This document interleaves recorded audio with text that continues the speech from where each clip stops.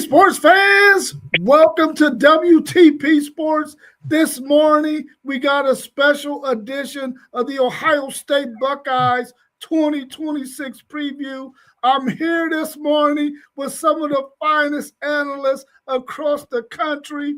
We're here to talk about Ohio State. You see two of their number one fans down there at the bottom of the screen. We got our man T1 of City League TV with us this morning. How you feeling, T1? I'm feeling like R. Kelly a little bit, man. I'm sorry, I ain't trying to get off subject or nothing, but man, I don't know what y'all doing to me, man. I just want to sleep in on my off days, man. And y'all want to get up at 9 o'clock in the morning and get me started early. It's football season, so I'm ready to get busy, man. Let's go. Let's go. We also got our man One Take Zaya in the building with us. How you feeling, One Take? I'm good, man. You know, it's One Take Timmy. I deserve a Grammy, an Oscar, and an Emmy. I know that's right. And you could not have an Ohio State preview without a nemesis, without a rival on the show with you. We got our man Parlay Poe in the building, rocking the Michigan background. How you feeling, Parlay Poe? Man, I can't complain. Ain't nobody gonna listen to me. How y'all doing, fellas? Whatever the Paul. And you know, anytime I got to do a show from the SEC lab, we got to have somebody from the SEC with me. I got to have some backup. I got my man SEC Sean with me here this morning. How you feeling, SEC Sean? Doing good. Wasn't going to miss this one. They're going to be a lot to talk about here coming up, I think, with some of the stuff that's already been said. We got one person on this screen who made an extremely bold prediction that we're going to get into later on. And I'm sure the two fine young gentlemen down at the bottom are going to just rip into that pretty hard. And you know, you can't mention Ohio State without Michigan. And you know, Poe, he going to come at it hard up there. We already know. For sure. Thank you, iPlan ENR71. Thank you for joining us this morning. We appreciate you so much. Thank you. Listen, y'all. We also got a poll out there that we're going to put on the screen pretty soon with that bold prediction that I made. We're going to see what the other people out there think about the bold prediction I make. I'm going to pick that up a little bit later. But let's get into the questions that we got for these Ohio State fans who have been watching fall ball very closely, and they're going to break down what's happening with the Ohio State Buckeyes. Our first question. New OC Arthur Smith steps in. What does he bring to the table offensively for Ohio State? I'm gonna say first of all, man, he brings a championship pedigree, which is something that we're used to here at Ohio State. And coming from the NFL, all you can think of is, you know, right now, I'm quite sure we're going to get on that defensive end of the ball too, but to have an NFL caliber offensive coordinator with the experience that he has and the way that he loves to win and run that football, man, it's about to be something special out here. We got something special for y'all this year, man. Yeah, Arthur Smith, man. Everything you hear coming out of the Woody is that, you know, the structure of the offense is much more fine and consistent than what we had with Brian Hartline last year. Not throwing Hartline under the bus, but, you know, it was like he was running the offense as, you know, you got the run game coordinator. He'd go to him and get information. Then you got some pass game coordinators. You go to him. But with Arthur Smith, it's like, you know who in charge, you know. So I think he's simplifying things for guys. You'll see a lot of what we're hearing is you're going to see a lot of the same base formations, but it's plays off of plays off of plays. So I think, you know, you might see a look, but you never know what's going to come. So I think just the simplicity that he's bringing to the offense and the structure is going to deeply affect a better outcome than what we seen last year, because that offense could have been way better last year. And it's going to be way better this year. And I know a lot of people may want to say, now, how can you get way better from what you were last year and in the previous years? But also a thing that, was mentioned, they said that the playbook book shrink. And you got to remember that Hartline really was a young, you really could call him a young, inexperienced offensive coordinator. So the steps forward that we're taking with getting Arthur Smith is you should be able to see a difference. And then they, like I said, they simplified the playbook. So those plays that work and work well, those are the plays that's going to be ran, and they're going to build off of those plays. You may have one play, and of course, you have option 1, 2, 3, and 4, and then there's other different ways that you can go within them plays. So I think that he's going to make it a little bit more easier and enjoyable for this offense, and I think we're going to see some fireworks, baby. Yeah, hey, and we was the slowest paced offense in college football last year. That ain't gonna be the case this year. I don't think we're gonna be in the top, but we need to be somewhere in the middle of the pack. We don't need to be last. It's too much firepower. And another thing that Arthur Smith is going to do as well is we didn't use cadence last year as a weapon. We did a lot of silent count. That's what killed us in the last 2 games of the year. You got these monster defensive ends that you going up against these defensive lines, and you using silent count. They pinning their ears back, and they just looking for when that guard tap that center, and they rushing. So the cadence is going to also play a big role in the offense this year. Yeah, hey, Tina, thank you for joining. Make sure that you tell your husband, Michael, if he has a question for these 2 gentlemen on the Ohio State Buckeyes, being a huge Michigan fan, tell him to put it in the chat so that way we can have both of these gentlemen answer his question about the Ohio State Buckeyes, even though he's a Michigan fan. SEC Shaw, here's your question that you had. Yeah, it was, and this is a lot of brought up because of some stuff, Zay, you had mentioned earlier in the year. But Tavian St. Clair, can he push for any reps if Sayin struggles?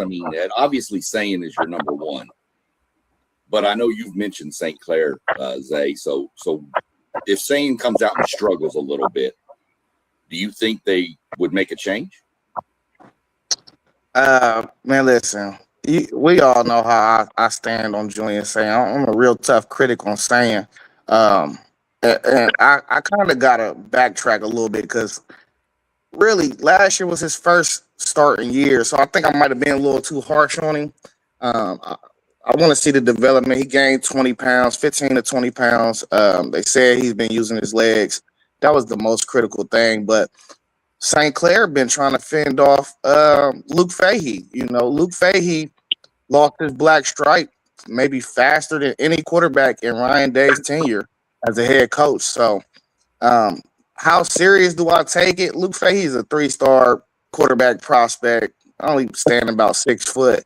So I don't know how serious I take it, but, maybe they just trying to, push St. Clair to the point where he's not comfortable so he can get better. But they said Fahey been balling, man. So really, it's still an open race for QB2.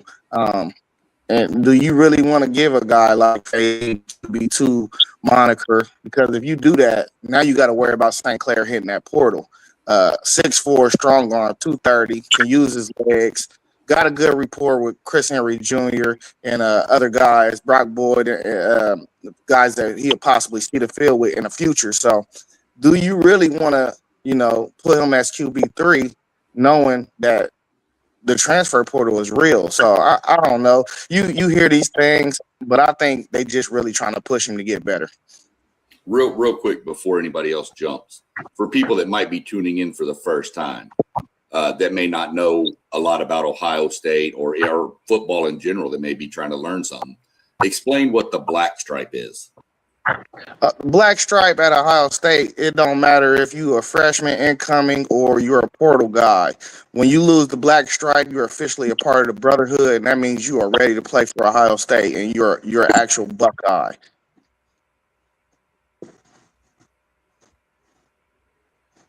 It's earned, baby.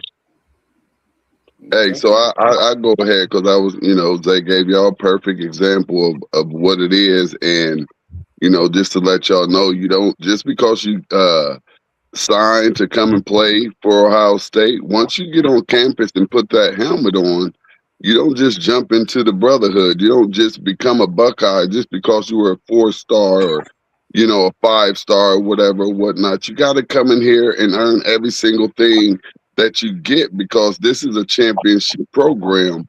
And when you have a championship program like this, you get questions like this, because there's not too many questions that you have to ask when you're talking about the Ohio State football program. So as I was saying, you get questions like this about talking about our Heisman finalist quarterback, and you want to ask if somebody gonna push him. Yeah, they're gonna push him right back into that Heisman final seat again, and they're gonna push him right to them college football playoffs, and they're gonna push him right up to the top of them charts when it's time to get up out of here and go to the league. So he gonna sit right there as our backup, and he gonna get a little bit of work in when we, blowing the wheels off of some cats, and we may sprinkle a player or two in here for him to come in and maybe use his legs or something like that. But other than that, man, Julian is the man, and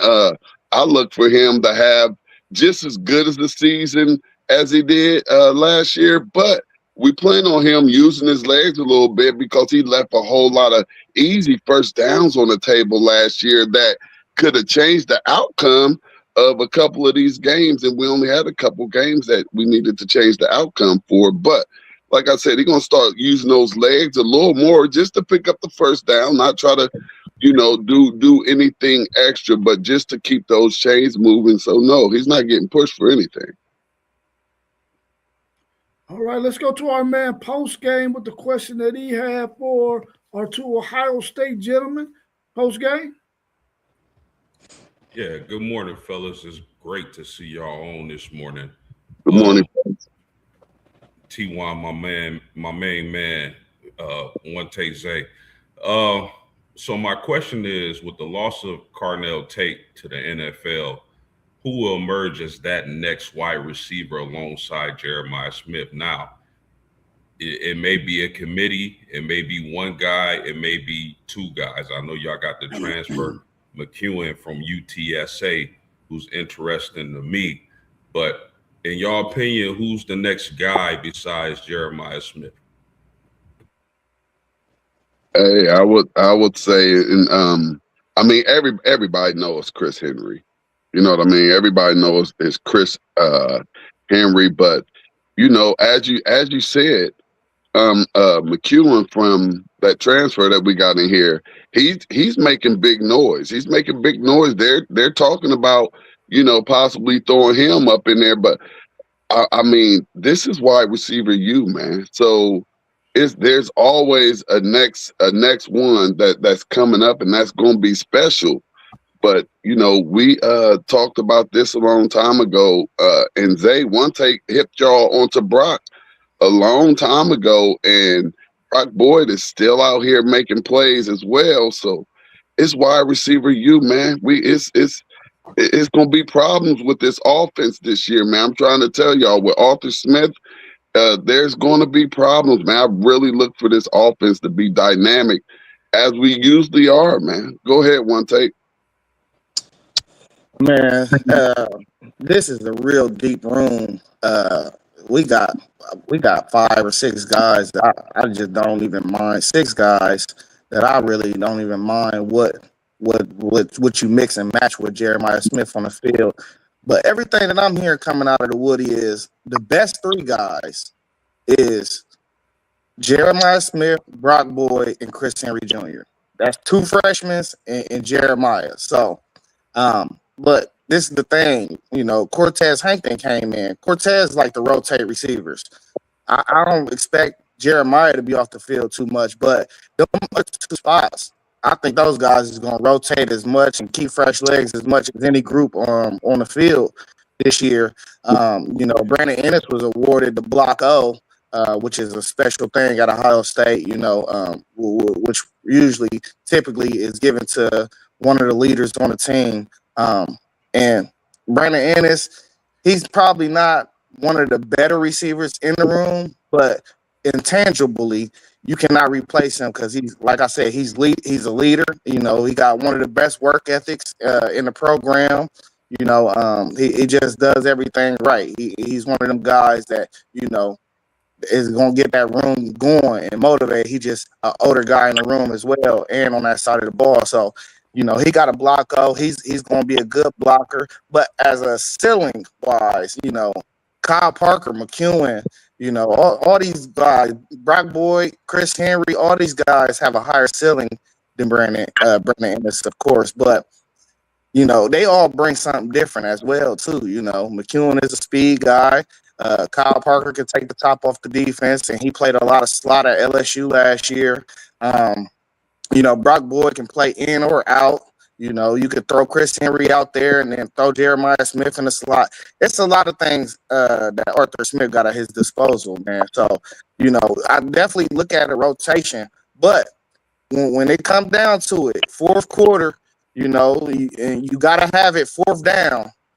If your best three guys is two freshmen and Jeremiah Smith, that's who I want to see. Okay. We got our man Post Game is up. Parlay Poe is up next with an offensive question for you two. Parlay Poe, what kind of question you got for him? Okay, being knowing Arthur Smith and he's a play action run guy, how comfortable are you with saying up under center? Go ahead, one take. Hey, listen, he gonna be under center in the NFL. You gotta rep it. So I don't have a problem. He is a quarterback. He should have been under center all his life. We got a lot of spread offenses out here in the modern day of football, but that's just something you rep. If you ain't used to taking snaps under the center, you got to get used to it eventually. But Arthur Smith is going to bring a lot of different things. It's going to be a modern pro offense. And what do we breed at Ohio State? We breed NFL players. It's an NFL factory. So yeah. I'm saying I know this cat. I seen him for like 2 years. You know what I mean? He was OC for my Steelers, so I know he like to do a lot of play action, and he ain't shy about putting that quarterback up under center. That's what I'm saying. And some of these high school quarterbacks that go to the college really don't be up under center. You know that they straight spread. Some of these offenses be straight spread. Yeah, rep it. You got to rep it. Yeah, and I get what you're saying too, Poe, because really, and you can go and you can say with some of these Pop Warner Little League teams, they're going out the shotgun straight off the rip. Yeah. You know what I mean? From the mini league, they already in the shotgun. So I understand what you're saying, because it's a different game when you get up under that center, and that's not what you've never done it. But when we talk about Julian saying, I see a very, very hard worker that is willing to put the time in to do whatever it is that he needs to do to get better. So I don't look at that as a problem. But hey, Poe, I want to ask you a question. With that being your former offensive coordinator, does it make you a little uncomfortable to be like, they going from Hartline to Smith, and Smith is a real life offensive coordinator, and he probably could make some things happen for Ohio State. Do you feel that way in any type of way, or you feel like he ain't gonna come in here and make no type of difference? How you feel about that, Poe? I don't know if he's gonna make a difference, but what Hardline was doing, y'all were spreading y'all's good guys out. You know what I mean? Like y'all would have like Cornell Tate on the linebacker. You know what I mean? Somehow y'all had that happen, but Arthur Smith shrinks the field. He like to run and play action. See, y'all's tight ends gonna get the workout. I'm telling y'all, if y'all got good tight ends, they're gonna get a workout this year. And we do. Yeah, they're gonna get the workout this year. So Arthur Smith shrink the field, but I don't know what he do in college though. That was the program. So he might have a different scheme in college. But he a good OC though. Hey, were there any times when you were watching the game and maybe they had a 4th and 2 or maybe even a 3rd and 3 and he called a play and you just got pissed off at him and wanted to throw something at the TV because you thought that was a dumb play that he called? Did you have a lot of moments like that? Yeah, I did. But when you have Aaron Rodgers, you know what I mean, like a veteran quarterback, sometimes he can see it. So we don't know if it was Aaron Rodgers or the play calling. So, Okay. All right, I'll just see if I got to get prepared for that because it seems like I do that with almost every offensive coordinator. I feel like I could have called a better play than that, and we could have got this first down. So I was just checking, Dan. Yeah, I think too, LT, though, the margin for error in the NFL is going to be way different than in college. The talent gap is wider in college when you're talking about Ohio State and then the next team. It's just everybody in the NFL, they pros for a reason. So the gap is not that wide in the pros. Yeah. How do y'all feel about y'all's offensive line room? What are they looking like? I feel like go ahead. All right. You got it. I feel like I feel like we're definitely going to improve from last year. We have to improve from last year. And, with all of the experience that we have coming back, and, once you have that experience on the offensive line, it makes a huge difference.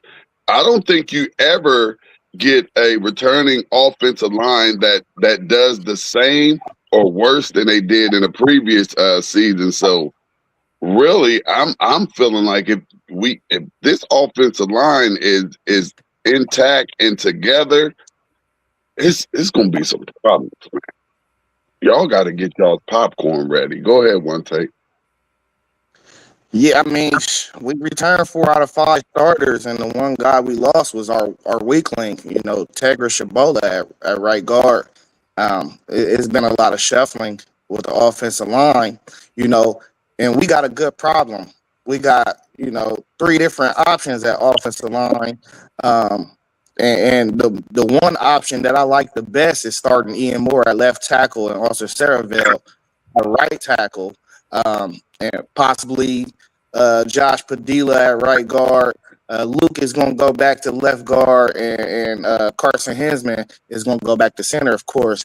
But Ian Moore is the best tackle on the roster, and it's not even close. Like, if anybody turned on the tape from the Miami game last year, he only played 30 to 35 snaps, but he absolutely handled Ruben Bain and Akeem Mesidor. Now that first drive that he got out there when they threw him in the game, you could see he was like probably a little nervous. But right after that, though, when they put him back in the game, we went straight down the field and scored. And it was because of him. He was handling them guys. You got to turn on the film. This dude he looked like a first round left tackle. That's what he looks like. So in any world that we live in, if they do not put Ian Moore on the field, we have a huge problem with this coaching staff because he's the best tackle on the field. So of course, Austin Saraville was our best lineman last year, more of a guard, but in this instance, I'd rather play him at right tackle because, he played tackle all year last year, and he did pretty decent, And I just don't like Phillip Daniels there, the transfer we got from Minnesota last year. He more of a guard to me. I mean, he kind of heavy on his feet.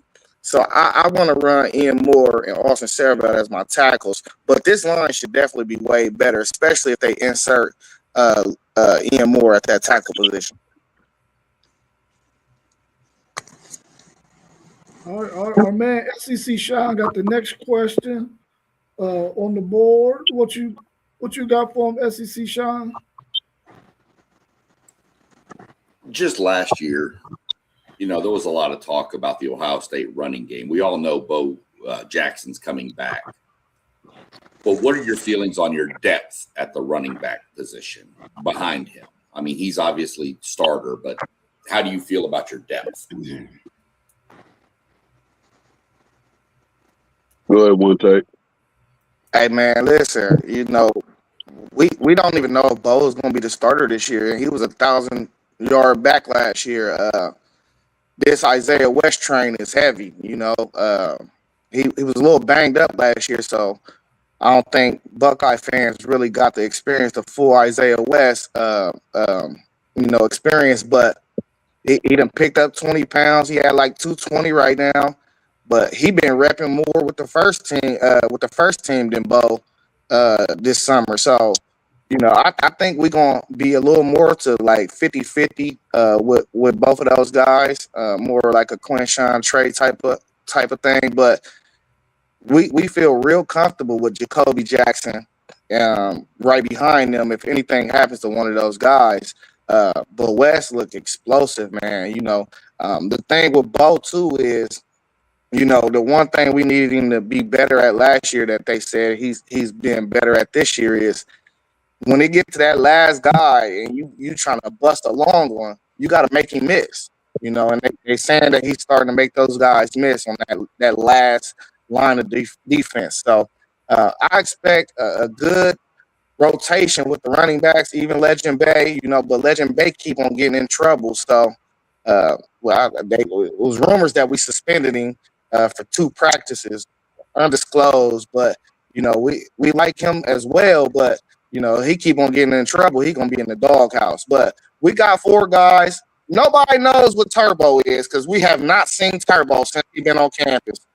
We heard about Turbo, we haven't seen him. Favorite Key, all them guys still ain't quite ready, but the 4 guys on that leaderboard would be West, Jackson, both of the Jacksons, and Legend Bay. Legend Bay gonna rep that running back and receiver though. Yeah. Go ahead, SEC Sean. I didn't say nothing. Oh, okay. I thought somebody said Legend Bay. Me too. I said it. That's a good name. Oh, okay, okay. Yeah, he's a freak. Hey, y'all, this running back room is deep, y'all. This running back room is really, really deep. And the way all of these backs have come into camp, especially Isaiah West, he's come in. You can tell that this young man was on a mission. The small little snippets that I've been able to see of just running back drills and the way that he's attacking these drills and just running hard in the drills. I'm extremely excited to see this running game this year with Arthur Smith and this returning offensive line that has a whole lot of experience now. And, Bo Jackson, we know what he did as a freshman. Jacoby Jackson, coming in from Florida, and then Legend Bay, and then Turbo. I mean, because Legend Bay is I believe that he got suspended early because it may have been something small, but Coach Day had to let him know, like, listen here, we don't get down like that here at Ohio State. You're not going to be able to, do this and do that, and just because you're Legend Bay, what you're used to being that superstar. It don't rock like that here, and we'll sit you right down, and you'll be looking at everybody out here having this fun and this success that you signed to Ohio State to come and be a part of. So, man, this is a very, very deep and talented running back room. I'm looking for that Junkins Henderson type of thunder and lightning and sharing the wealth back there type of offense coming out that backfield this year, man. And once again, just like every other year, I'm extremely excited, man. Yeah, our man Post Game is going to take over the defensive segment of the show. So Post Game, here you go, bro. Yeah, just real quick, if I can circle back on the running backs, I want to know what's the difference between Bo Jackson and Isaiah West. Bo is a slasher. Like, you know, he gonna hit the hole and try to get Northwest. You know, he can run guys over a little bit. But by Isaiah West, he a little more shiftier. You know, he'll run you over too. He had the most yards after contact per average last year on our team, more than anybody. I always said last year Isaiah West was our second best running back. I don't know, you know, maybe it's because he was a true freshman. You know, you bought C.J. Donaldson over, a guy that was supposed to be a short yardage running back, but I didn't think that was a good output for us last year. And then you had James Peoples, who was supposed to be more of a Travion Henderson type back, speed, burst. But overall, balance wise, Isaiah West, I thought when he touched the ball last year, you know, he made guys miss, but he rarely ever got tackled with the first person that touched him. You know, it was rare. He always fell forward too. I like my running backs to fall forward. You know, so it's just a little bit different style. I think just Bo is just way more of a slasher. You know, Isaiah West is just more of a thumper to me. Yeah, I think West's gonna bring a lot more of that power. You know what I mean? So yeah. But both of them are some really, really good running backs, and I'm looking forward to that 1-2 punch this year. Gotcha. So on the defensive side of the ball, you guys lost Sonny Styles, Arvell Reese, and Downs, some elite playmakers, elite athleticism on that Buckeye defense. I don't want to say replace, because I don't think anybody can replace guys like that. But who do you guys see stepping into those roles? Hey, so we got Peyton Pierce, who I think me and Isaiah is pretty high on this young man. You know, and as you see year in and year out, we just next man up. It's next man up. Us Buckeye fans, we really don't get worried when we lose these first round draft picks, because why? We lose first round draft picks every year. There's somebody back there licking their chops, ready to get in and do what their predecessors did so they can get to that NFL and get that bag. So, you know, we're not worried about that. And then we got the transfer from I think Nebraska, Christian Allegro. I mean, a really hard-nosed Buckeye type linebacker. So, you know, as big of freak of natures that both of those linebackers were. Now, these linebackers aren't as big in size, but they know how to play that running back position, and they know how to get after it. So, I mean, then you still got Riley Pettijohn back there too, and you got Sincere Johnson just coming in. So that linebacker room too, they're waiting for their opportunity to see if they can become a part of that first round success that we've been having in the NFL. So they want to get in there and they want to duplicate what Styles and Reese did last year. So, you know, once again, like, no worry whatsoever. Yeah, you know, when you get to talking about position group rooms, you know, it's always a couple rooms, you know, that you just feel highly comfortable with at Ohio State. You know, receiver room, we always pretty much solid there. You believe in Larry Johnson. Larry Johnson has been doing it for a long time. He's one of the greatest to ever do it on the collegiate level. So you always got faith in Larry Johnson to roll out those guys. And then, you know, Tim Walton as the cornerback coach, OG Tim, we always going to believe in him. His room is always top tier. But you got to add James Laurinaitis to that mix. James Laurinaitis do not miss, you know. So they saying Sincere, and right, we know Riley Pettijohn is a freak. Sincere Johnson is the same type of freak athlete, true freshman out of Glenville. But T1 touched on it. Peyton Pierce and Christian Allegro out of Wisconsin. Those are the guys that we pretty much are going to probably roll out first, you know. But that freak list, them freaks is going to see the field, man. Them dudes are freak athletes. So I expect to see them. I expect to see a little TJ Alford too back there. So I'm real comfortable with that group, man. James Laurinaitis, he's just one of the best position coaches in the country to me. I got full faith in James. We mentioned Caleb Downs going on to the NFL. What does the rest of that secondary look like? Who's going to step in and be your starters in that secondary? Listen, Downs is a generational talent. There's no replacing him by any means, So really, I think one of the best units we ever had, at Ohio State that you've ever seen was that 2024 unit with Ransom and Hancock along with Downs. Listen, we done had the number one defense 2 years in a row. I don't think we're gonna see a number one defense this year. Top 15 though is well within reach. I think this group will take a step back just because you losing a generational type of guy back there that's going to lead the defense. But with all that being said, Jalen McClain, I expect him to have an All-American year. He was right there with Downs, and he was overshadowed by Downs last year, but he turned in a hell of a season last year, and I expect him to get nothing but better.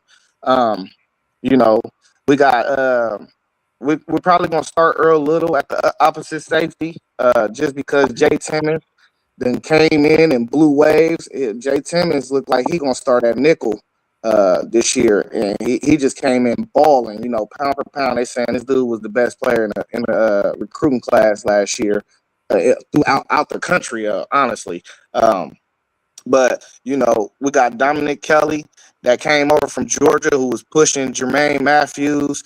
I still think they're going to roll Jermaine Matthews out there first alongside Devin Sanchez. But if Jermaine struggle, you're going to see Dominic Kelly. And they two different corners. Jermaine only 5'11", Dominic Kelly 6'2", so he a little more longer and rangier.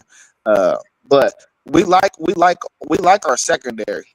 Terry Moore is another guy that Matt Patricia is going to be able to deploy when you want to move Earl Little around a little bit, because Earl Little, he got a lot of different attributes and skills where he's not quite Caleb Downs, but you can move him around the field. He like to stick his nose in there, so you can play with him like a chess piece as well. But when you see him moving around, you'll see Terry Moore on the field. Yeah, I'm really I love the additions that we have back there in the secondary with Earl Little and Terry Moore. I think those additions with our veterans that we have out there who've already, got that time last year in Matthews and McCoy. But then you even have to throw in Sanchez out there as well. It's his time to break through. He came to Ohio State as one of the best cornerbacks in the country, and they were looking for him to come in and continue that success at the next level. So, like One Take said, we're not going to have another Caleb Downs out there, but I think what we're going to put out on the field, we're going to be able to get that production as a group that it's going to look like Caleb Downs is still out there. And as they said, yeah, maybe not a top 1, top 2 defense, but I'm saying maybe so a top 1, top 2 defense once again.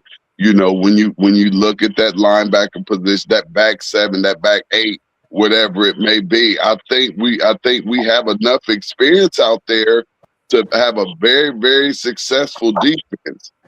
So once again, I know y'all know me. Y'all can call me Homer Smith, whatever y'all want to do, but Homer really don't be missing year in and year out. We have success, and I don't see anything different happening with this back 7 and this secondary from last year. Although we're losing a Caleb Downs, but I see more interceptions coming this year than we had last year. And we'll come back and review the tapes at the end of the season and see if I'm correct on that. But, I see something great with the transfer additions in this secondary, man. Once again, I see something great, and you can't beat experience. Yeah, y'all scared for this secondary.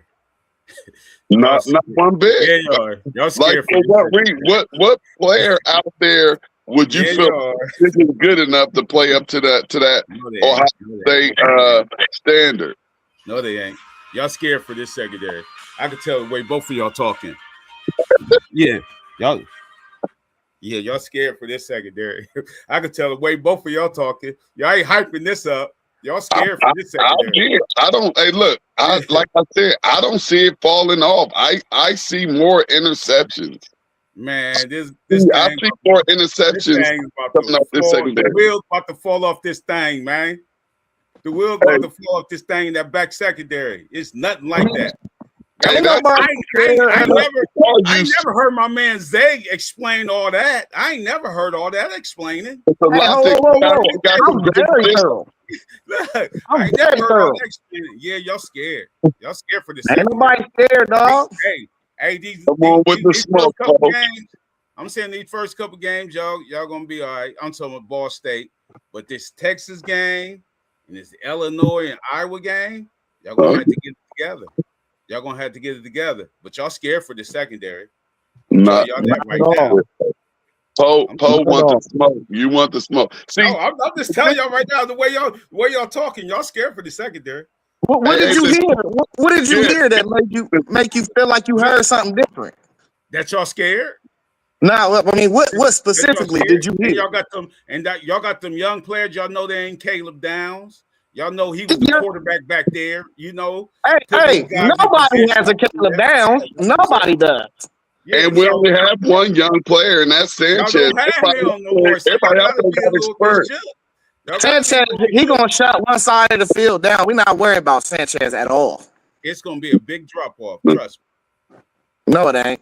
That's just what you used to, Poe. We don't have drop offs. We don't even know what that looked like. I think you're talking about taking some kids to school or something. You definitely be talking about my program. Y'all wasn't running two safety high last year because Downs with that quarterback. Y'all about to be running a lot of two safety high. Watch, trust me. We'll see. Hey, but listen, coming into last year, you know, everybody was saying drop off. I'm like, no, this defense is going to be better than probably 2024. And what happened? They were better. And just listen to the horse. Dude was like the best defensive player for 2 years in a row. So it wasn't no dropout. I don't care who was back there. Caleb Downs was the best person in the secondary. He was the best person in college football. That's one guy, though. You talking about one guy. One guy make a lot of difference, bro. And we got a lot of guys in the program, period. Yeah, we got a lot. We gonna see. Hey, we deep over here, man.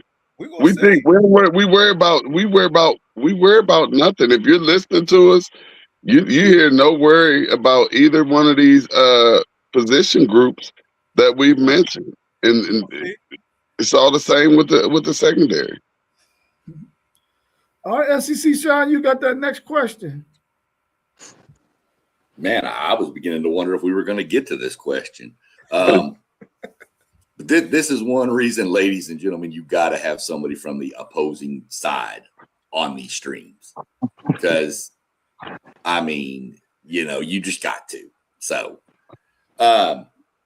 we've already mentioned how much y'all lost. We're not going to keep harping on that from last year's team.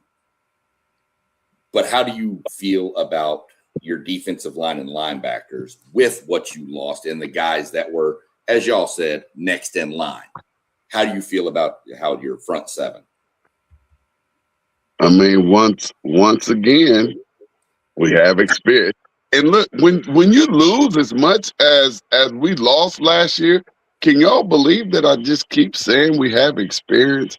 See, those are the type of things that Parlay Poe he's not understanding and he's not listening. Like, right.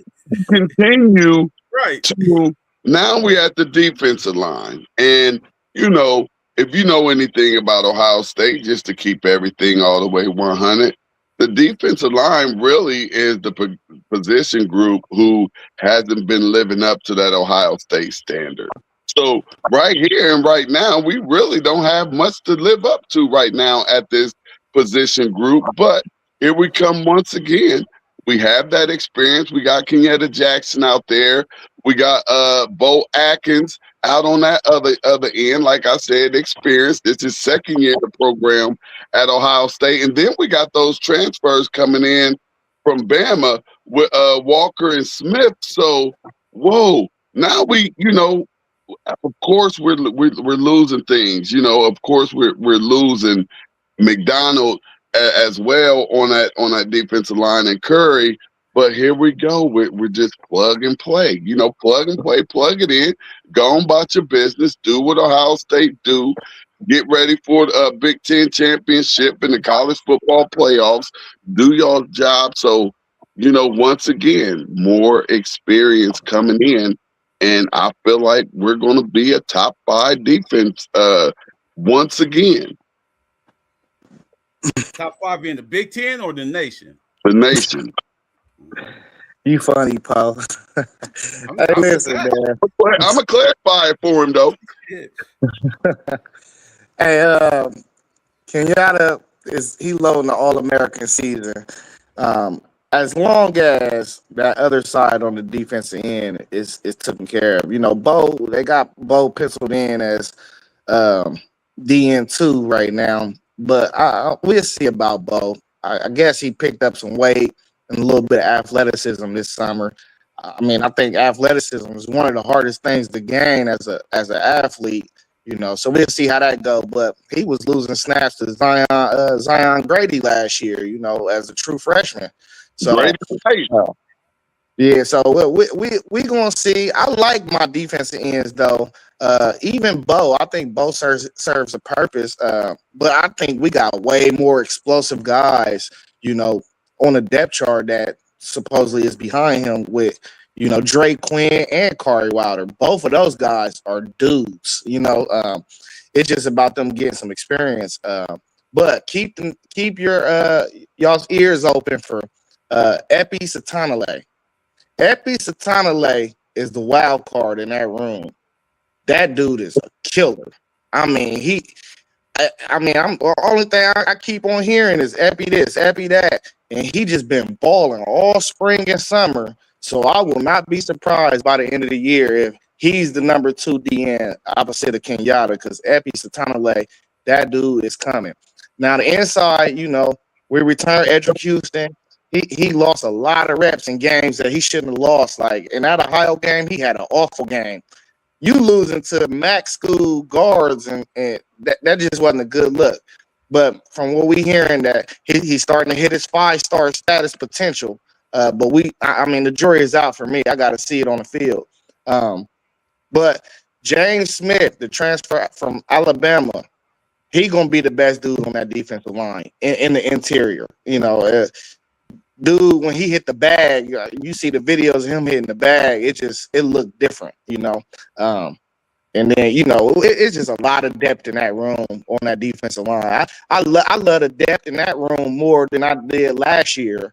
And that was a big question coming into the year last year, and I thought those dudes played well. Will Smith Jr. still returned. You got John Walker from Central Florida that's coming in. On the edge, you got Quay Russaw, who's a different type of edge, more of a speed, twitchy guy. You could insert him on 3rd and long. It's a lot of dudes though on that defensive line. Larry Johnson got that room in a real great place right now. That's gonna be a strength for the defense. Yeah, we're gonna rotate them in and out, man. Like we have a great rotation at all 4 of those positions, man. We have a great rotation. We're going to be able to keep those players fresh. So as I stated before, top 5 defense once again, man. We are going to be, y'all going to be in for a surprise, man, because, I'm hard to say that I've seen somebody say and on ESPN, that Ohio State wasn't going to make the college football playoffs, and that's just blasphemy. When does that happen? For somebody even to just open their mouth and say that. But see, that's just the beauty of this program, man. How, it looks like we lost a lot of players, and then here we come with that next season, and there we go right there, just doing what we do. And I think we're going to continue to do what we do. I just love the additions. Every addition that we got this year on that defensive side of the ball, it almost feels like we hit a home run with every single last one of these transfers, because look at the transfers that we done plugged in to these starting positions to go along with the returning starters that we had from last year, man. I mean, one day y'all gonna wake up and understand that nothing changes here at Ohio State. Post game. Yeah, I know y'all kind of touched on this question, but can this year's defense be as good as the previous two? Can they? Absolutely. Absolutely. Will they? We're going to have to find out. But can they? Unfortunately, they can. If you just look at the history of Ohio State, I mean, every year it's like, can they duplicate this? Can they do this? Can they do that? Just ask yourself, when have you seen a drop off? When was the last time you saw a drop off, as Parlay Post said, at Ohio State? Where and when was the last drop off? Yeah. I mean, they can, and I think if they do be somewhere even in the atmosphere of the last two defenses, you got to take your hat off to Matty P. You know, you don't just keep losing dudes like this and replacing them without a great defensive mind like Matty P. So if he can be in the top 6, I think he's gonna go down as one of the greatest defensive coaches in Ohio State history. Honestly, that's 2 number 1 defenses and then the top 6 defense. Hey, we still have we have the potential for that number 1, number 2 spot again. I'm trying to tell y'all, Matt P I mean, we gave him a couple dollars. I'm glad that he didn't leave, because they was trying to get him up out of here, y'all. They were trying to get him up out of here, and I just see him continuing in his 3rd season of, believe it or not, y'all, improving this defense. I believe we have the players. Like I said, I love these transfer additions, man. Quick follow-up. Real quick for Zay and T1. I remember streaming with y'all last season, and y'all stated that y'all thought the 2025 defense was better than the 24 national championship defense. Do y'all still feel that way? So No. Yeah, I remember I was telling y'all last year before the season started, when this was Arvell Reese's first year stepping into that linebacking spot, and Sonny was just getting comfortable right there. I told y'all before the season started that we were going to have a dynamic defense. I said it. It's on the record. It's a receipt out there where I said it before it happened, and I feel the exact same way, y'all. This definitely has the potential to be a number 1 defense, and that last year defense was great. Yeah, that last year's defense was great, but it wasn't better than 2024, only because the simple fact is when they had to get a stop against Miami, they didn't get it. You would have got that stop and moved on to the national championship and won it, you could have went down as better, but that 2024 team, they got key stops when they needed to. That's the only separation. Yeah, and I say if you were able to, which we can't, up until those last 2 games, that 25 defense was better than 24. The last 2 games is what lost it for them. And as One Take just said, we were not able to get those stops when we needed those stops, and that's what separated the 24 from the 25 defense.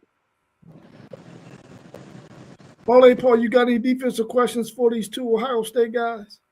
Yeah. Who's the key transfers that y'all plugging straight in that's going to come out here and start for y'all in that secondary that y'all scared of? Get him, One Take. Man, ain't nobody scared, man. But it's definitely Earl Little and Terry Moore. They gonna play a big role.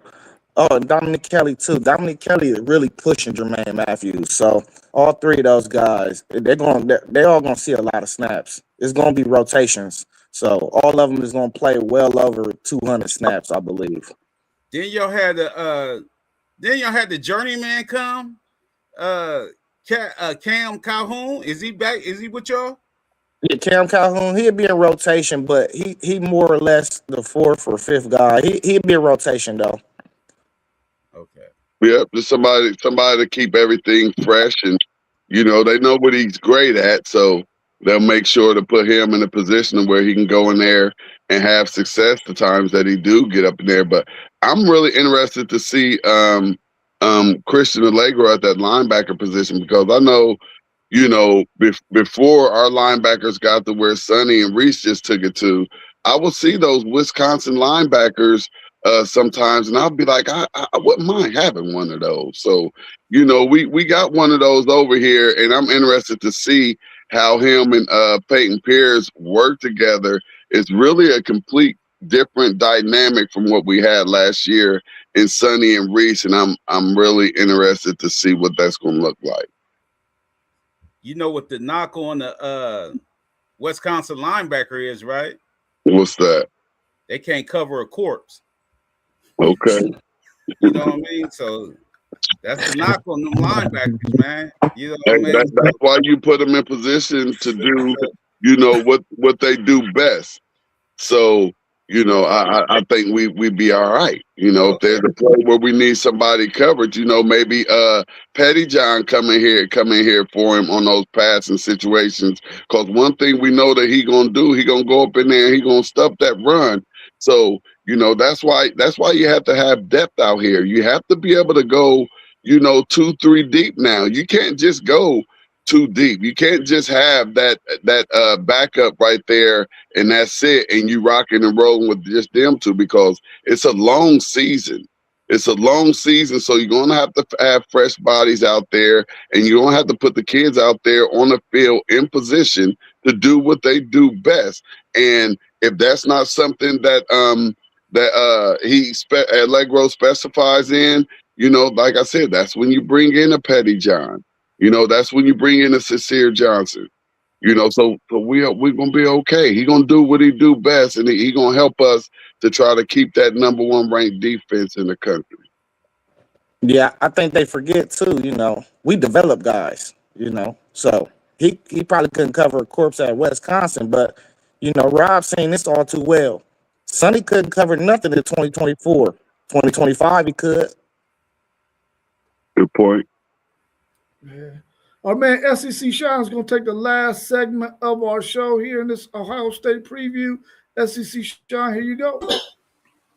Well, first off, I'm really glad, Poe, that you mentioned that Wisconsin linebackers can't cover corpses, because I'm going to have to leave WTP Sports and transfer to Wisconsin, because I'm pretty sure I can cover a corpse. And this NIL looks pretty good. Even if it's $50, I'll take it. It's whatever. So, I know that's right. Ohio State's schedule is pretty rough this year. Y'all have got some games this year, and I'm gonna go ahead and bring it up. But what outside of, I think we all know about the Texas game, but do you see any potential trap games coming on this schedule? Obviously, you know, Ball State, Texas, there's no trap there. But what games on here pique your interest that could be a trap that you could lose that you shouldn't? I'm not looking at any game on here that we could lose, but we shouldn't. But if, for the sake of talking sports, there's a lot of trap games on here.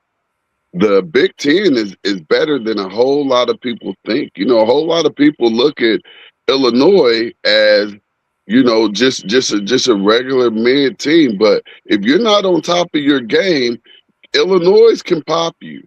You know, then you go right to Iowa.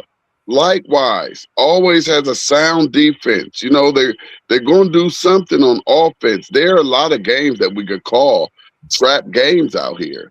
You know, Maryland, you have a Maryland that, you know, they can pop you. Like, we're going to have to play. This is a very, very tough schedule that we have right here. And You know, you got a USC before Oregon. Like if you want to call it a trap game, that's a trap game. I mean, it's possible. It's very, very possible. But we're going to have to come ready to play every single week, with the exception of those two MAC teams that we have to play. We're going to have to come every single week. I don't see anywhere out here where it's going to be easy, because y'all have to remember, when these Big Ten teams, and really when you have a team like Texas, when they come and play Ohio State, that's what they're living for. That's what they're living for. They live to have an opportunity to beat Ohio State. So they're coming with their A game. You know, we have games with Northwestern where we're going into the fourth quarter. It's a tight ball game. And same goes with, you know, Maryland or Iowa. So there's a lot of possible trip games out here, but, you know, I don't see us tripping up. Yeah, I look at Iowa. You know, Iowa is always a tough team to play. Just a slow, methodical game that you're gonna have to win, pure usual, with Iowa. But I also look at Northwestern, man. They got Aiden Childs in the portal and Chip Kelly as the head coach. So I think they'd probably be able to sneak up on some people this year.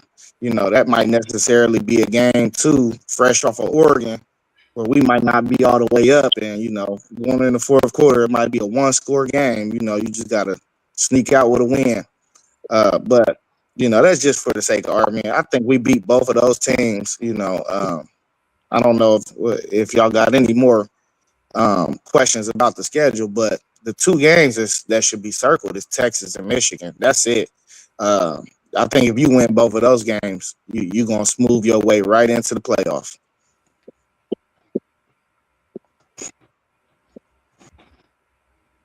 Well, you all know that I made a really, really bold prediction. And I said, based on that schedule that we just looked at, that I don't think Ohio State will make the college football playoffs. Can they make it with 3 losses? Because I think they're going to have 3 losses on their schedule this year. I think they play at least 5 or 6 teams that they could possibly lose to. Do y'all think that they can make it to the college football playoffs with 3 losses? Yeah, what teams do you think we're going to lose to? I think there's a very good chance that y'all lose to Texas. I think there's a very good chance that y'all lose to Indiana on the road, and a very good chance that y'all lose to Oregon, or USC, or Michigan. So when you look at all 5 of those games right there, I think that they're going to lose 3 of those, or possibly lose 3 of those. So do y'all think they can get in? If they lose 3, do you think they can get in the college football playoffs? Yeah, but it won't happen.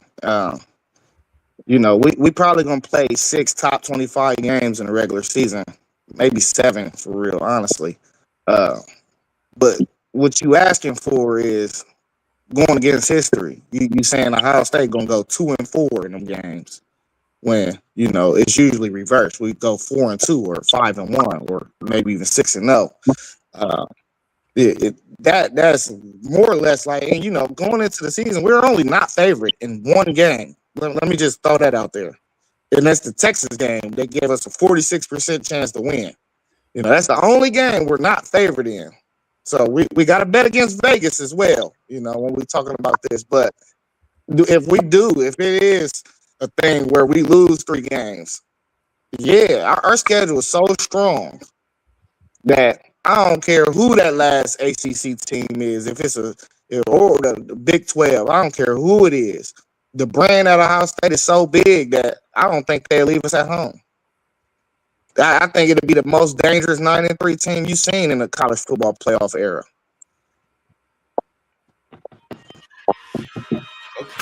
Well, you had to have been bored, or, you know, I have absolutely no. We don't even know what 3 losses look like, bro. We don't see that, and I don't care how hard our schedule appears to be right now, you know. But hell will actually have to freeze over. Well, we did just have a tornado here, so anything's possible. Anything is possible, but I just don't see it happening, Rob. I don't see us losing 3 games. But just like Zay said, if we were to lose 3 games, I mean, who did we lose to and where they ranked at? But I just don't. I'm sorry, I don't see it. We don't know how to lose 3 games, so it's impossible. Well, let me say this so that way y'all can better understand why I made this bold prediction. When you look at Ohio State's history, let's go back 25 years. They've never had a really, really tough schedule. It always mainly came down to Ohio State, Michigan, when we seen them lose 4 straight times to them in recent history. When you go back and you look at all the really good teams that they played, let's talk about last year's team. We thought was one of the most talented teams in the country, and it was. When they faced Indiana, a really good team, they lost. When they played Miami, a really good team, they lost. When you go back and you look at the times they made it to the college football playoffs and finally played a good team, they lost. Like when you talk about Clemson, when you talk about Alabama, teams like that, whenever they play a really good team and have to play a good team, they always have some kind of difficulty, even though they've had really talented and really good teams. Nobody in there, even 2 years ago when they won the national championship, they lost 2 games and they had a really good football team. The history for Ohio State has always been that they will lose a game to a really good football team when they have them on the schedule. You think about a couple of years ago, they played an Oregon team that was not very good, and they lost at home. You think about Virginia Tech a couple of years ago, maybe 7, 8 years ago, they came into Ohio State and beat Ohio State, who had a really good football team. All I'm saying is now they got a really loaded schedule with a lot of really good football teams. I don't expect them to go better than 9-3, and I don't think they make the college football playoffs. Now, you might look at it as a Ohio State fan and think that I'm not speaking the truth, but when you go look at it, it is the truth because it's on paper. Hey, I'd like to say this and throw this too out there about last year in those last 2 games that we played. I mean, we lost our offensive coordinator, and it really actually threw a big monkey wrench on what we were trying to do, for that season, and it showed in those last 2 games. So I'm taking that with a grain of salt, not like, we just fell off and couldn't get these big games. We had a lot of stuff going on at a time where we should have been focused on nothing but winning those 2 games. So, you have to take that in consideration and remember that. And I want to say that's really the main reason why we lost those 2 games. For everybody too in the chat, the poll that's up is if Ohio State goes 9-3 with their schedule, will they make the CFP? To vote, all you have to simply do is in the chat, put 1 for you think they'll make it or 2 for no. That's all you have to do. Type 1 or 2 in the chat and it'll populate the poll for us. I mentioned it. I don't think it's probable, but it is possible with that schedule. But I'll say, I put yes, they can make the playoff with a 9-3 record. But it's going to come down to how many other teams are 9-3 because you're going to have a swab of in the SEC. You're probably going to have 4 or 5 teams with 3 losses down there. So it's going to be but I put they could make it because of that schedule.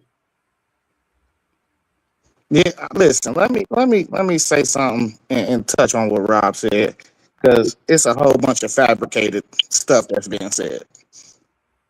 You saying we lost certain games, we lost a good team, certain games.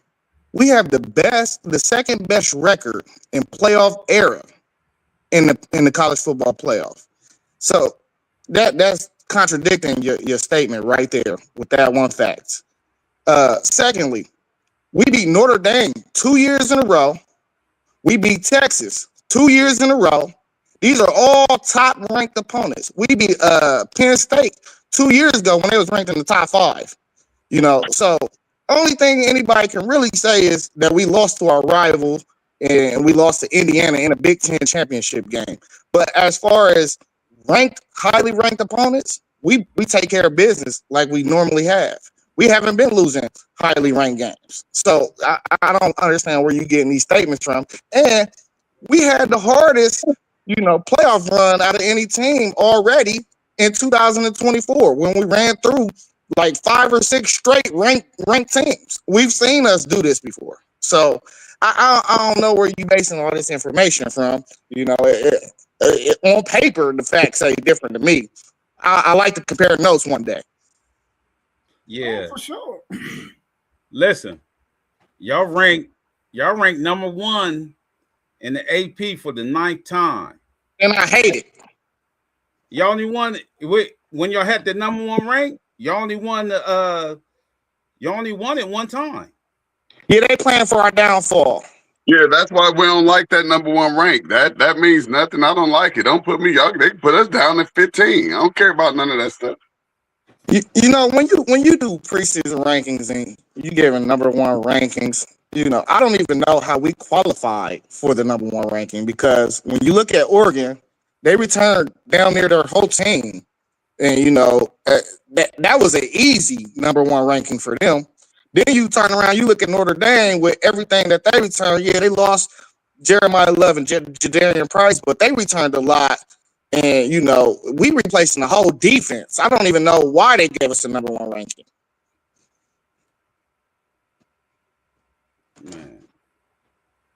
All right. Well, And not to mention Indiana. Don't leave Indiana out of there. You got Indiana who, Sig is just, he acting like he trying to plug and play. We're going to see, how serious they are about staying in contention year in and year out this year. I mean, I'm quite sure we all can agree Ohio State has never in the history of their program ever had a schedule this daunting. So we're going to see if they navigate. Hey, you can say that about 97% of the college teams. College teams do not have schedules like this. This is a real schedule. Teams do, unless you a bottom feeder, and they throw you all the hard games. But like major programs, they never have schedules like this. But I'm glad the Big Ten did this, because all we keep on hearing around the country is Ohio State don't play nobody. Yeah, we do. We in the Big Ten. We play the same schedule that the teams in the SEC is playing. It's just they don't have the national, they don't have the national respect from a lot of people because the name is different. Like Arkansas is Northwestern. You're right. It's the same thing. Northwestern. It's okay. Or Minnesota or Illinois or Iowa. And the only point that he's trying to get across to y'all is the people who say that we have these weak schedules are the people who don't believe in Big Ten football and don't know and understand that year, week in and week out, I don't care who you're playing, you're going to have to play. And as you've seen in these past 3 bowl seasons, when you play that Big Ten team, if you're not ready, you're going to get your head smacked. And we've been smacking in a bowl. So one day we're going to get some respect. And Ohio State don't play nobody. We still will have the years we're playing Michigan, Michigan State, Penn State, Wisconsin, and people not understanding what those teams were year in and year out. All of those teams that I mentioned, they were good year in and year out where you had to play those teams, with maybe the exception of Michigan. Man, for a fact, year in and year out, all them teams you just named, no matter where you played them at, Ohio State or Michigan, they was killing both of them teams. They was killing all of them teams. We wasn't killing them. We were in Ohio State and Michigan we were a in two-team dogfight. race for decades, bro. Wisconsin, you can sprinkle them in a little bit. Come on, Hey, man. Rob, let me explain something to you, though. Michigan State and both Wisconsin both made the college football playoff. We can go through a whole bunch of guys in SEC that has not made the college football playoff. So you got to put a little more respect on their name. That's not what I'm saying. That's not what I'm saying. I mean, this is facts, though. I mean, we talking about these teams that get thumped on, and maybe they're not good each and every year, but we have more programs that made the college football playoff than the SEC. So it's clearly rotating, and we having good teams from other programs more than the SEC, and it's been going on for a long time now. That's not true because I can name at least 8 freaking SEC teams that made the college football playoffs, and you definitely cannot name 8 in the Big Ten, bro. And I guarantee you, let's go to the next question, bro. Let's go to we can do this all day. You already know. I'm gonna do it all day when I get back to work. I'm waiting on you. Post game. Yes, sir, man. Really interesting dialogue. What's the ceiling and the floor for Ohio State wins and losses this season? Go ahead, one thing. Yeah, the floor got to be 8-4. You know, if you're playing 6 top 25 games, you know, a program like Ohio State, we got uber talent. I don't think you would lose more than 4 of those games as a floor. You know, it is really like what Rob is saying. It is possible, you know, to lose 3 of the 4 or 4 of the 6 games, you know, that's on that schedule. But that's the floor. But of course, you know, Ohio State year in and year out, the ceiling is always going to be damn near 12-0. You know, you probably going to go into 98% of the games, the most talented team. So, you know, 12-0 is pretty much usually your ceiling. I got the floor. I got the floor at 10-2. I got the floor at 10-2, and guess what? That 10-2 floor it's gonna cave in, and we're gonna be down in the basement. So, and just like One Take said, you know, that ceiling is always 12-0, 13-0. So, yeah, floor is only 10-2. Okay, Paulie. And I don't even know where those 2 games is coming from. Especially once we go 2-0. Paul, you got any question about their schedule? None at all. None at all. Hey, Paul, we got a kicker. I said that last year. Hey, I'm loving y'all. I'm loving y'all got a away game before y'all play us at y'all's house. I'm loving that. I'm loving that. What does that make a difference? We're gonna thump on Nebraska. Hey, I know y'all probably will, but y'all still gotta go out there. Y'all don't even understand the little small things that be happening for us that has us you know, like losing those games last year where we talking about little field goal. We're talking about 15, 20-yard field goals, and you know, just miscommunication with the offensive coordinator being out. I mean, we just had some small things, and like One Take said, we got a kicker now. So, you know, that's going to make a difference. It's just we just have small things that we have to correct going into these next seasons. But man, it's gonna be beautiful, man. Yeah, hey, you know, we got some nuggets on the schedule. You know, this schedule is strong, right? But you know, you playing Texas in between 2 MAC schools. Illinois, that's a rivalry game. You play for a trophy every year. That's going to lead us right into Iowa on the road. But, you know, you play Indiana and USC. You got a bye week in between those games. So you ain't got to go West Coast a week after. You know, you do got Oregon right after you go to USC, though. You know, and that's probably the strongest 2-game stretch right there in the season. But then you playing Northwestern, Nebraska, then you got Michigan at home, of course. The schedule, to me, it ain't as it's strong, but it ain't as brutal. Everybody keep on saying. I wouldn't see like no reason why people will cough at us going 11-1, 12-0 with this schedule, because I feel like each and every week it's not like it's just brutal to where you got back-to-back matchups, and when you look at it on paper, it is like that when you go Indiana, USC, Oregon, but having a bye week in between Indiana and USC, it loosens it up to me. So. I mean, I'm excited, man. We're about to run through this. It's about to. I mean, I'm just gonna be looking at everybody on the panel like, what y'all got to say now? They always look out for y'all. They always look out for y'all. Well, Here we go. They do. What's the narrative now? Where y'all got Oregon at? Y'all got Oregon here? Yeah, that's at the crib. Okay, yeah. See, they always look out. Y'all got to buy We before go to Oregon, Indiana and USC though. Like, y'all got to buy before Oregon. Yeah. No, it's before USC. Okay. We got a bye after we go to Indiana. Oh, so y'all got Indiana, USC, and Oregon together. Yeah. They got a buy in between them. Okay. Yeah, they looking out. But hey, Zay, one take. Here's the thing, one take. Here's the thing. You know, since they always think we have a soft schedule. That's all you ever. Ohio State soft schedule. Ohio State got a soft schedule. Like, dude, y'all think it's soft because it's the Big Ten. So now we got this schedule and got a couple more games on it. It's nothing, man. It's nothing. Out of all the big schools in the country, bro, y'all do bowl the record for the most week schedules, bro. This stuff, that's a fact. That's not a fact. Man. That's a fact. That's called hatred. Y'all, That's called hatred when you don't. That's called hatred when you don't respect a Michigan. Bro. Hold on, y'all. Stop for a second.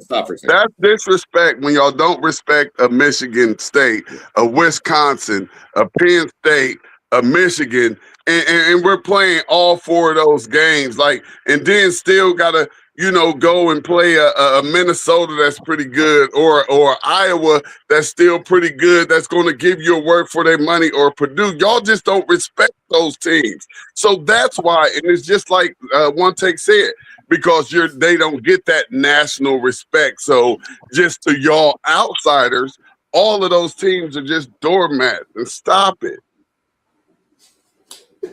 Rob, I'm gonna have to say this, and I hate it because the SEC stuff, but anybody from Texas has no reason to talk about tough schedules because Texas has had some weak ass schedules.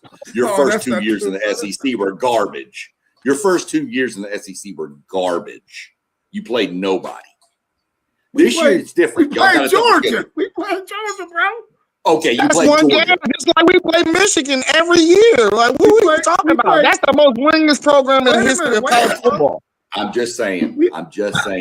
Texas's schedule has been pretty weak. Okay, we'll talk about that when we do the Texas preview. We'll talk about Texas schedule when we do the Texas preview. I'm gonna be ready. I'm gonna be ready. Now, Texas schedule this year is pretty rough. I will say. Hell yeah, it's brutal. On paper, time out of 10 years.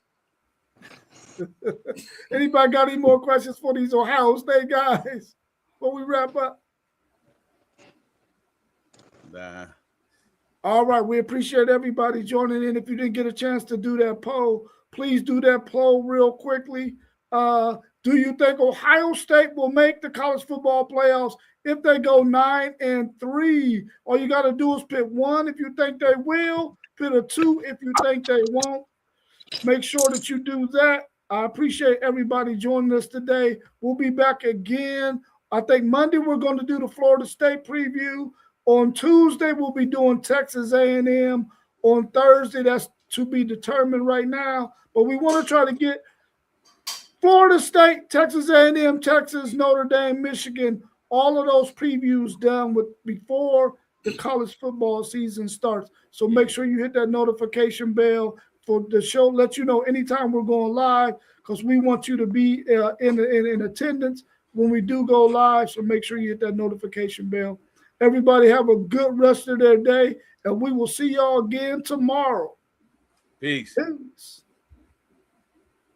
Peace out, fellas. Love y'all. Love you too, bro.